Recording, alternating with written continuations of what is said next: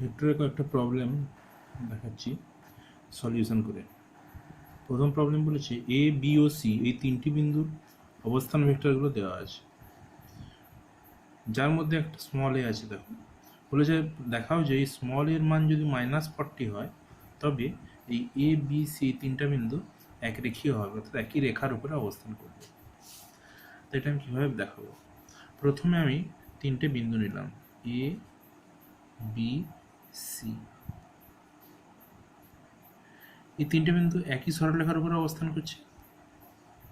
এটা কখন সম্ভব হবে আমাকে দেখাতে হবে, যখন এর মান -40 হবে। তাহলে আমি ছবি আঁকার সময় প্রথমে ধরে নিলাম যে তিনটে একরেখীয় আছে। এবার এই তিনটে বিন্দুর অবস্থান ভেক্টর দেওয়া আছে, তাহলে আমি ধরে নিচ্ছি এটা মূল বিন্দু। অবস্থান ভেক্টর কাকে বলে? মূল বিন্দুর সঙ্গে ওই বিন্দু যোগ করলাম, যে ভেক্টরটা পেলাম তীর চিহ্ন এই দিক বরাবর হবে, যে ভেক্টরটা পেলাম সেটাকে বলা হচ্ছে তার অবস্থান ভেক্টর। এ বিন্দুর অবস্থান ভেক্টর কত বলা আছে? 60i cap plus 3j cap. Next b বিন্দুর অবস্থান ভেক্টর কোনটা হবে? এটা। এটা কত বলা আছে? 40i cap minus 8j cap. Next c বিন্দুর অবস্থান ভেক্টর কোনটা হবে? এইটা। এটা কত বলা আছে? A I cap minus 52j cap. আমাকে দেখাতে হবে এ বি সি তিনটে একই সরলরেখার উপর অবস্থান করছে। আচ্ছা, এই তাহলে আমি ও এ ভেক্টরটা পেয়ে গেলাম, ও বি ভেক্টরটা দেওয়া আছে, আর ও সি ভেক্টরটাও দেওয়া আছে। এই তিনটে ভেক্টর মান দেওয়া আছে। এখান থেকে আমি A B ভেক্টরটা R B C ভেক্টরটা বার করতে পারবো।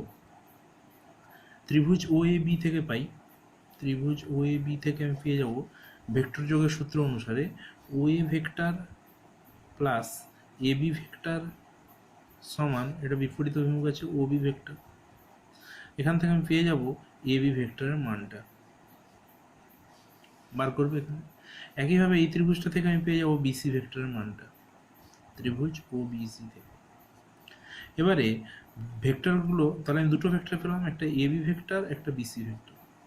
মানে এখানে I cap J cap K cap থাকবে, এখানেও আই ক্যাপ জে ক্যাপ থাকবে, কিছু থাকবে তার সঙ্গে, বা শুধু আই ক্যাপ জে ক্যাপ থাকতে পারে, যা বেরাবে সেটা থাকবে।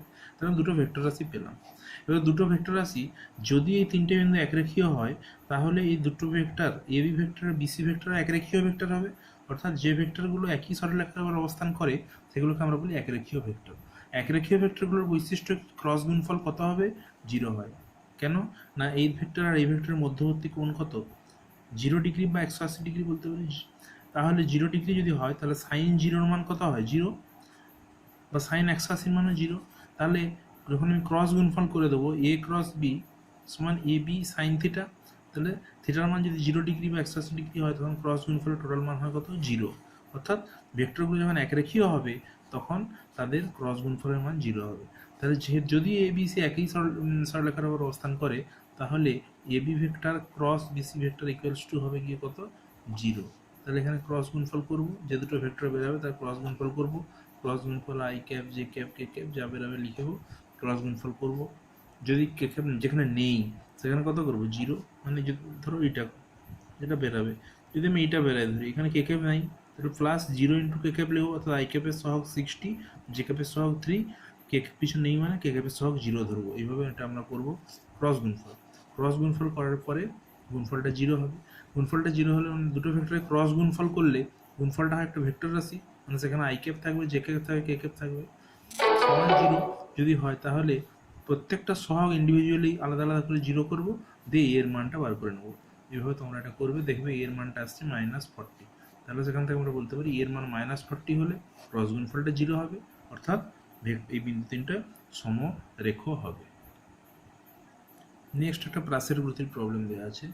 একটি পাথরকে এত বেগে এত ডিগ্রি কোণ করে ছোঁড়া হলো, এটি 3 সেকেন্ড পর একটি দেয়ালকে অতিক্রম করলো। দেয়াল অতিক্রম করার পর এটি দেয়ালের পেছনে কত দূরে গিয়ে পড়বে? এটা গ্রাউন্ড টু গ্রাউন্ড প্রাস, এটা ওয়াই অক্ষ, এটা এক্স অক্ষ, এটা ওয়াই অক্ষ, এটা এক্স অক্ষ। এভাবে ছোঁড়া হলো, এভাবে যাবে প্রাসটা, এখানে এসে পড়বে। প্রাথমিক বেগ এটা, এটা কত দেওয়া আছে? ইউ সমান ইউ ধরলাম, এখানে লিখছি ইউ সমান 50 মিটার পার সেকেন্ড। আলফার মান কত দেওয়া আছে? আলফা সমান হচ্ছে কত ডিগ্রি কোণ করে? ভূমির সঙ্গে 30 ডিগ্রি কোণ করে শোনা হচ্ছে। আলফার মান 30 ডিগ্রি দেওয়া আছে। বলেছে যে 3 সেকেন্ড পরে দেয়ালকে অতিক্রম করলো। আচ্ছা, এর উড্ডয়নকালটাই বার করে নিই। উড্ডয়নকাল টি সমান কি হয়? 2u sine alpha by g, 2 into 50 into sine 30 by জির মান আমি ধরছি 9.8। আচ্ছা, জির মান যদি প্রশ্নে 10 বলা থাকে তাহলে আমি প্রশ্নে ধরে নিচ্ছি জির মান বলা আছে 10 মিটার পার সেকেন্ড স্কোয়ার দিয়ে আমি করছি, সুবিধা হবে আমার ক্যালকুলেশন করতে। যদি কিছু না বলা থাকে প্রশ্নে 9.8 ধরবে। 10 5 50, সাইন 30 মান হাফ সমান 5 সেকেন্ড। তাহলে টোটাল তার উড্ডয়নকাল হচ্ছে 5 সেকেন্ড। এবারে থিওরি পড়ানোর সময় বলে যে এই 5 সেকেন্ডের মধ্যে তার অর্ধেক টাইম অর্থাৎ 2.5 সেকেন্ড লেগে যাবে সর্বাধিক উচ্চতায় পৌঁছাতে, বাকি অর্ধেক সেকেন্ড লাগবে 2.5 এখানে আসতে। তাহলে 3 সেকেন্ড পরে যে বলেছে 3 সেকেন্ড পরে তাহলে এ পাশে থাকবে না এ পাশে থাকবে বস্তুটা, অর্থাৎ এদিকে থাকবে না এদিকে থাকবে। 2.5 সেকেন্ডে সে এইটা ক্রস করে যাবে। তাহলে 3 সেকেন্ডে এরকম জায়গায় কোথাও একটা আসবে, সেখানে একটা দেওয়াল আছে, সেখানে একটা দেওয়াল আছে। 3 সেকেন্ড পরে একটি দেওয়ালকে অতিক্রম করে, দেওয়াল অতিক্রম করার পরে দেওয়ালের পিছনে কত দূরে গিয়ে পড়বে, তাহলে আমাকে এই ডিস্টেন্সটা বার করতে হবে। এটার নাম দিলাম ও, এটা এ, এটা বি। তাহলে ও, এটা এ, এটা বি। দেখো, তাহলে ইউকে আমি দুটো উপাংশে ভাঙবো, এই দিক বরাবর ইউ কস আলফা আর এই দিক বরাবর ইউ সাইন আলফা। আচ্ছা, দেওয়ালটার উচ্চতা কিছু দেওয়া আছে? 3 সেকেন্ডে দেওয়াল অতিক্রম করে দেওয়ালের পিছনে কত দূরে পড়বে, দেওয়ালের উচ্চতা কিছু দেওয়া। তাহলে সে 3 সেকেন্ডে সে অনুভূমিক দিয়ে কতটা যাবে সেটা আমি বার করব। তাহলে 3 সেকেন্ড সময়ে অনুভূমিক দিকে যাবে, অনুভূমিক দিকে তার বেগটা সমবেগ, তাহলে u cos alpha into T. তাহলে your value 50 cos 30 degree into টির মান হচ্ছে 3 সেকেন্ড সমান কস 30 মান কত, √3/2। তাহলে 50 √3/2 ইন্টু 3 মানে 25 3 75, 75 ইন্টু √3 এত মিটার। তাহলে 3 সেকেন্ড সময় অনুভূমিক দূরত্ব হচ্ছে এটা। আর টোটাল তার অনুভূমিক দিকে সে কতটা যাবে, টোটাল প্রক্ষেপ সীমা আরটা কত হবে, তার টোটাল প্রক্ষেপ সীমা আরটা হবে, তাহলে ওবি ডিস্টেন্সটা হবে কত না, ওবি ডিস্টেন্সটা হবে u cos alpha into total উড্ডয়নকাল টি। তাহলে u cos alpha into capital T উড্ডয়নকাল সমান হচ্ছে 50 ইন্টু √3/2 কস 30 মান ইন্টু টির মান 5। তাহলে এটা হচ্ছে 2 25 5 125 √3। তাহলে এবি ডিস্টেন্সটা কত হবে, এবি ডিস্টেন্সটা হবে ওবি মাইনাস ওএ সমান 125 √3 মাইনাস 75 √3 সমান কত হচ্ছে এটা 125 √3, 125 0 25 50 50 √3 মিটার। নেক্সট প্রবলেম, একটি বোমা মাটিতে পড়ে বিস্ফোরণ ঘটে, বোমার টুকরোগুলো বিভিন্ন দিকে এত বেগে ছড়িয়ে পড়ে। দেখা যায় একজন মানুষ যিনি এত মিটার দূরে আছেন তিনি এত সেকেন্ডের জন্য বিপদে থাকবেন। অর্থাৎ এখানে একটা মানুষ দাঁড়িয়ে আছে এ বিন্দুতে, আর এই ও বিন্দুতে বিস্ফোরণ ঘটলো বোমার টুকরোগুলো বিভিন্ন দিকে ছড়িয়ে যাচ্ছে। এটা এক্স অক্ষ ধরলাম, এটা ওয়াই অক্ষ ধরলাম। প্রত্যেকটা টুকরো 39.2 মিটার পার সেকেন্ড হয়ে ছড়িয়ে যাচ্ছে। তাহলে প্রাসের গতির মতো যাবে টুকরোগুলো, যেটা ওই এখানে এসে পৌঁছাবে, এ বিন্দুর মাথায় পড়বে, তখনই এ বিন্দুতে দাঁড়িয়ে থাকা ব্যক্তির বিপদ হবে। তাহলে এই বেগটা ইউ, এই কোণটা আমি ধরলাম আলফা। তাহলে আমরা জানি, তাহলে এইটা ও বিন্দু থেকে এ বিন্দুর ডিস্টেন্স দেওয়া আছে, কত দূরে দাঁড়িয়ে আছে 78.4। তাহলে এটা হচ্ছে 78.4 মিটার, অর্থাৎ এটা কি প্রক্ষেপ সীমা। তাহলে আমরা জানি আর সমান u square sine 2 alpha by G, or R এর মান হচ্ছে প্রক্ষেপ সীমা 78.4, ইউর মান হচ্ছে কত দেওয়া আছে 39.2 ইন্টু সাইন 2 আলফা, কোণটা দেওয়া নেই, বিভিন্ন কোণে ছিটকে পড়ছে। তো কোন কোণে ছিটকালে এখানে এসে পড়বে সেটাই প্রথমে বার করব। কত কোণ করে যে বিভিন্ন কোণ করে টুকরোগুলো ছিটকাচ্ছে, কোন কোণে যে টুকরোটা ছিটকেছে যেটা মাথায় পড়বে সেটা আমি বার করছি। তাহলে সেটা কোনটা আমি বার করব, জির মান আমি ধরে নিচ্ছি 10 ধরে নিচ্ছি, প্রশ্নে দেওয়া আছে ধরো জি, যদি দেওয়া থাকে 10, আমি ক্যালকুলেশনের সুবিধাতে ধরে নিচ্ছি, কিছু যদি না দেওয়া থাকে প্রশ্নে তাহলে 9.8 ধরবে। তাহলে ওর সাইন 2 আলফা সমান কত হচ্ছে, এটা হবে 10 ইন্টু 78.4 বাই 39.2, এটা কাটবে কিসে,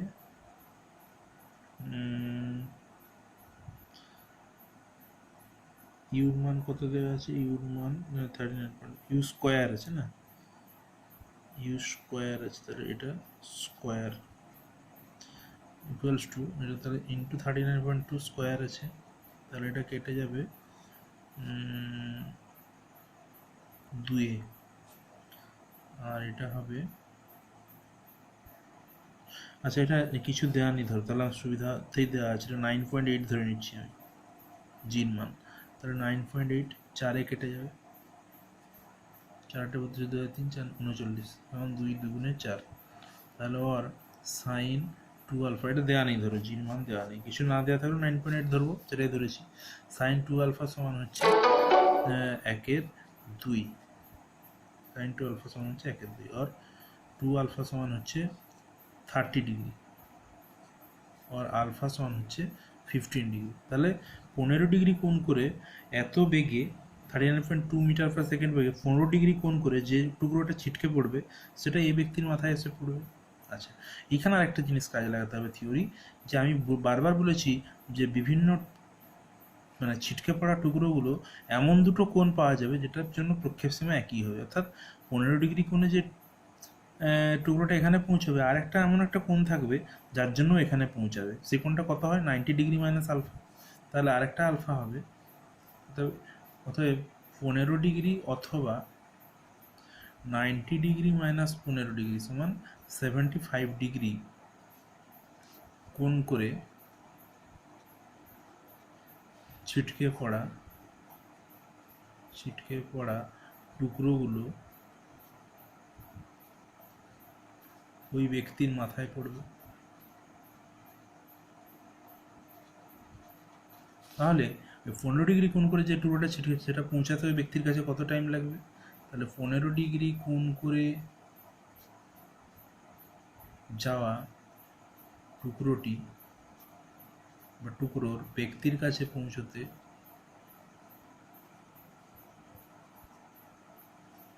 সময় লাগবে কত, 2u উড্ডয়নকাল 2u sine alpha by G সমান 2 into 39.2 into sine 15 degree by জির মান 9.8, 4-এ কেটে যাবে 8 সাইন 15 ডিগ্রি, আর 75 ডিগ্রি কোণ করে যাওয়া টুকরোটার কত লাগবে টাইম পৌঁছাতে, 2 into 39.4 into sine 75 degree by 9.8, তাহলে 8 সাইন 75 ডিগ্রি, তাহলে এই দুটো টাইম বিয়োগ করে দিলে যে টাইমটা পাবো ওই সময়কালটার মধ্যে ওই ব্যক্তি বিপদের মধ্যে থাকবে, তাহলে ব্যক্তি বিপদে থাকবে কত না 8 sine 75 degree minus 8 sine 15 degree এই সময়ের মধ্যে,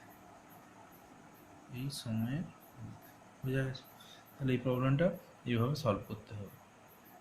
নেক্সট এই প্রবলেমটা তোমরা পজ করে খাতায় তুলে নাও, দিয়ে তারপরে প্রত্যেকটা প্রবলেম খাতায় তুলে তুলে করবে তোমরা। একটা নদী, এখানে স্রোতের বেগ হচ্ছে ইউ সমান, স্রোতের বেগটা ইউ ধরলাম, তাহলে স্রোতের বেগ ইউ সমান কত দেওয়া আছে 2 কিমি পার আওয়ার, এবং স্থির জলে ব্যক্তির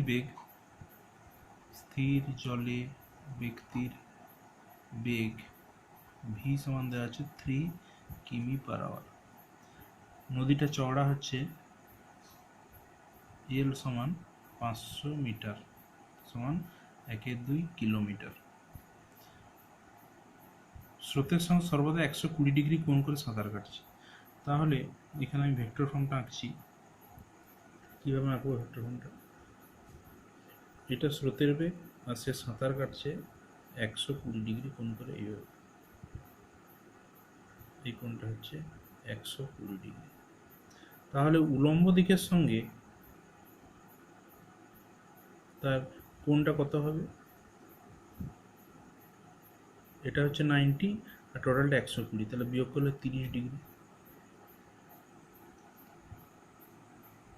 তাহলে দেখো এই ভিটাকে, এটা হচ্ছে ব্যক্তির বেগ, ভিটাকে আমি দুটো লম্ব উপাংশে ভাঙছি, একটা উল্লম্ব দিক বরাবর, একটা অনুভূমিক দিক বরাবর। কত পাই দেখি। তাহলে ব্যক্তি 120 ডিগ্রি কোণ করে স্রোতের সঙ্গে 120 ডিগ্রি কোণ করে সাঁতার কাটলে তার বেগের উল্লম্ব উপাংশ সমান কত হবে? ভি cos 30 ডিগ্রি সমান, ভির ভ্যালু হচ্ছে 3, cos 30 এর মান হচ্ছে √3/2, আচ্ছা 30 ডিগ্রি। আর অনুভূমিক উপাংশ হবে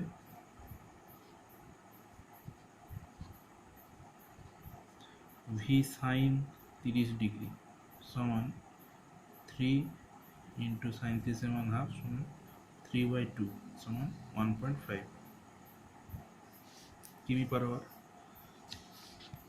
এইবারে দেখো, তোমরা যে অঙ্কগুলো সব করেছিলে এইভাবে, সেইখানের অঙ্ক থেকে এই অঙ্কটা একটু আলাদা।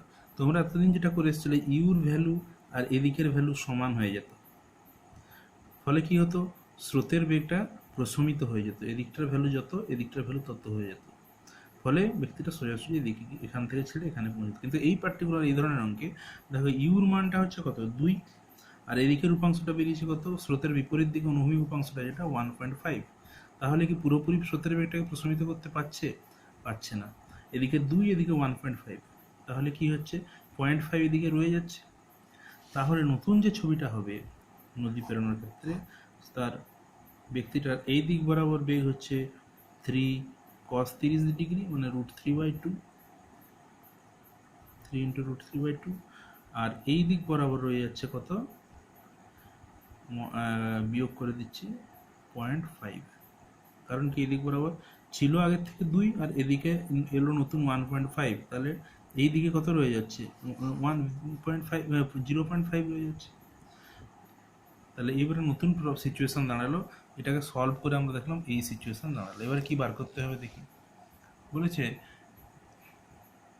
তিনি কত সময় নদী পার হবেন, নদীর বিপরীত পাড়ে তিনি কোন বিন্দুতে পৌঁছাবেন। তাহলে নদী পার হওয়ার জন্য, এই 1/2 কিলোমিটার নদীটা পার হওয়ার জন্য দায়ী হবে এই উপাংশটা। তাহলে নদী পেরোতে সময় লাগবে কতটা? 3√3/2 ইন্টু হাফ, এদিকে বেগ ইন্টু এটা, তাহলে সময় সমান কত হবে? সরি, L/V হয়, এটা গুণ হয়, ভাগ হবে, সমান হচ্ছে 3√3/2 বাই হাফ সমান 3√3 সেকেন্ড। কিমি পার আওয়ারে করছে, তাহলে আওয়ার হবে এত আওয়ার। তো নদী পেরোতে সময় সেকেন্ড পার্টের উত্তর জানতে চেয়েছে যে নদীর বিপরীত পাড়ে কোন বিন্দুতে তিনি পৌঁছাবেন। তাহলে যেহেতু স্রোতের বেগ পুরোপুরি প্রশমিত হয়নি, তাহলে তিনি এদের লব্ধি বরাবর গিয়ে, এই বরাবর গিয়ে এখান থেকে ছাড়লে এখানে গিয়ে পৌঁছাবেন। তাহলে তিনি কত দূরে নদীর বিপরীত পাড়ে, কি বলেছে প্রশ্নটা? নদীর বিপরীত পাড়ে কোন বিন্দুতে তিনি পৌঁছাবেন। তাহলে এটা আমি ধরে নিলাম এ বিন্দুতে তিনি পৌঁছাবেন। অর্থাৎ সোজাসুজি গেলে স্রোতের বেগটা পুরোপুরি প্রশমিত হয়ে গেলে এখানে পৌঁছাতেন পুরো বিপরীত প্রান্তে, কিন্তু তিনি এখন পৌঁছাবেন, স্রোতের বেগটা পুরোপুরি প্রশমিত হচ্ছে না, কিছুটা রয়ে যাচ্ছে, তাই তিনি এখানে গিয়ে পৌঁছাবেন। তো এখানে এই বেগটা কত হবে?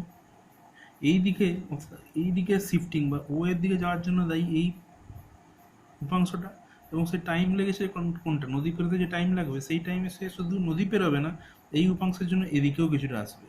তাহলে ও এর ভ্যালুটা হবে কত? 0.5 ইন্টু 3√3, এটা হচ্ছে 0.5 কিমি পার আওয়ার, তাহলে এত কিমি। এইভাবে এটা সলভ করতে হবে। এরপর এই তিনটে সূত্র তোমরা খাতায় লিখে রাখো। আয়তঘনকের আয়তনের সূত্র হচ্ছে A.B × C, ত্রিভুজের ক্ষেত্রফল, এই দুটো আগে থেকে জানো। আচ্ছা, এইখান থেকে যদি ডাইরেক্ট প্রশ্ন আসে, তিনটে ভেক্টর দিয়ে যদি বলে আয়তঘনক একটা তৈরি হয়েছে, তিনটে বাহু ভেক্টর দিয়ে দিল, যে বললো আয়তন নির্ণয় করো, তখন এই সূত্র থেকে করবে। প্রথমে যে কোনো দুটো ভেক্টরে ক্রস গুণফল করবে, যে গুণফলটা বেরোবে তার সঙ্গে আরেকটা ভেক্টরে ডট গুণফল করবে। এখান থেকে ঘুরিয়ে একটা প্রশ্ন আসে যে তিনটে ভেক্টর দিয়ে দেবে, দিয়ে বলবে দেখাও যে এই তিনটি ভেক্টর একতলীয় কিনা প্রমাণ করো। আচ্ছা, একতলীয় কিনা প্রমাণ করবো কীভাবে? এই একইভাবে বি ক্রস সি করে এ ডট এর সঙ্গে ডট গুণফল করবো। যদি গুণফলটা 0 হয়ে যায় তাহলে আমরা বলবো এই তিনটে ভেক্টর একতলীয়, অর্থাৎ এ ভেক্টর, বি ভেক্টর ও সি ভেক্টর একতলীয় হবে যদি A vector dot B vector cross C vector equals to 0 হয়। এটা একটা সূত্র। কেন? যদি 0 হয়ে যায় তার মানে তারা কোনো আয়তঘনক গঠন করতে পারবে না। একই তলে যদি তিনটে ভেক্টর থাকে, এইগুলো দিয়ে কোনোদিন আয়তঘনক তৈরি করা যাবে? আয়তঘনক তো 3D, আয়তঘনক হচ্ছে 3D পিকচার। তাহলে আয়তঘনক তৈরি করতে হলে কী করতে হবে? একই তলে যদি তিনটে বাহু এ বি সি থাকে তাহলে কোনোদিন আয়তঘনক তৈরি হবে না। তার মানে একতলীয় যদি হয়ে যায় তাহলে আয়তঘনক তৈরি করা যাবে না। তার মানে আয়তঘনক যদি তৈরি না করা যায় তাহলে আয়তঘনকের আয়তন হবে কত? 0। তাহলে এইভাবে এটা সলভ, মানে এই ধরনের সূত্রগুলো তোমাদের মনে রাখতে হবে।